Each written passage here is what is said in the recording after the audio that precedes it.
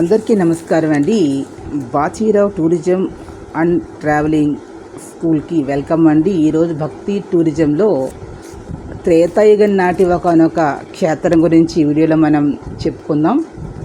ఈ క్షేత్రం అనేటటువంటిది విజయవాడ నుండి ఒక 45 కిలోమీటర్ల దూరంలో ఉంటుందండి. ఇది కృష్ణా జిల్లా నూజివీడు నుంచి 25 కిలోమీటర్ల దూరంలోనూ ఉంటుంది. పశ్చిమ గోదావరి జిల్లా ఏలూరు నుంచి ఒక 20 కిలోమీటర్ల దూరంలోనూ ఉంటుంది. ఇక్కడ ఏలూరు నుంచి వెళ్ళేటటువంటి వాళ్ళు నూజివీడు నుంచి, అదేవిధంగా విజయవాడ నుండి కూడా అందరూ కూడా దీనికి బస్సుల మీద లేదు ఆటోలు, ప్రైవేట్గా కార్ల మీద కూడా వెళ్ళవచ్చు. అంటే హైదరాబాద్ నుంచి వచ్చేవారు, చెన్నై నుండి, అలా కర్ణాటక నుంచి, వేరే రాష్ట్రాల నుంచి వచ్చేవారు, ఇట్లా ఒరిస్సా, ఇలా శ్రీకాకుళం అలా వచ్చేటటువంటి వారందరూ కూడా విజయవాడ వచ్చి, విజయవాడ నుండి కనుక విజయవాడకు ఫ్లైట్లో కానీ వాళ్ళు ఎవరు ట్రైన్స్లో కానీ రావచ్చు. అక్కడ నుండి ఇలా బస్సుల మీద, ఓన్ వెహికల్స్ మీద కూడా ఈ క్షేత్ర దర్శనం చేసుకోవచ్చు. ఇది త్రేతాయుగం నాటి శివాలయం అండి.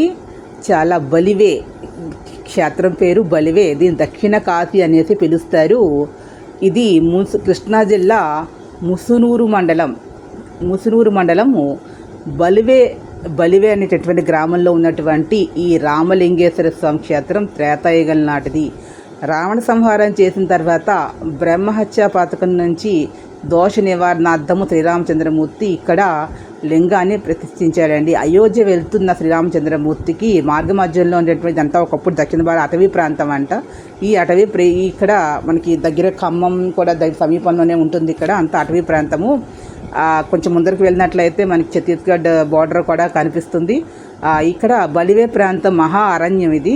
ఇక్కడ శివ ధ్యాన దృష్టి ఉన్న భూమిగా గుర్తించినటువంటి స్వామి శివుడు ఇక్కడ ధ్యానం చేసుకున్నాడు అని శ్రీరామచంద్రమూర్తి గుర్తించి ఇక్కడ పశ్చిమాముఖంగాని శివలింగాన్ని ప్రతిష్ఠ చేశాడట. స్వామి పశ్చిమాముఖంగా ఉంటాడు. శనిదోష నివారణార్థం, శనిదోషంతో ఇబ్బంది పడుతున్నటువంటి వారు సీమముఖంగా చూస్తున్నటువంటి ఈ యొక్క శివభగవాన్ని దర్శనం చేస్తున్నట్టే దోషాలు తొలగిపోతాయి. సాక్షాత్తు శ్రీరామచంద్రమూర్తి త్రేతాయుగంలో ప్రతిష్ఠ చేసినటువంటి లింగము. ఇక్కడ బలి అనేటటువంటి రాజు ఈ ప్రాంతాన్ని పరిపాలించాడు కాబట్టి ఆ పేరు వచ్చింది. ఇక్కడ కాకతీయుల పాలనా కాలంలో 12వ శతాబ్దంలో మేకా బసవదండనాథులు ఆలయాన్ని పునర్నిర్మించారు అనేసి ఇక్కడ చరిత్ర అనేటటువంటిది చెప్తోంది. దీనికి చారిత్రకంగా పురాణ ప్రసిద్ధి అయినటువంటి ఈ దేవాలయము కాకతీయుల పాలనాకాలం దీన్ని పునర్నిర్మించారు.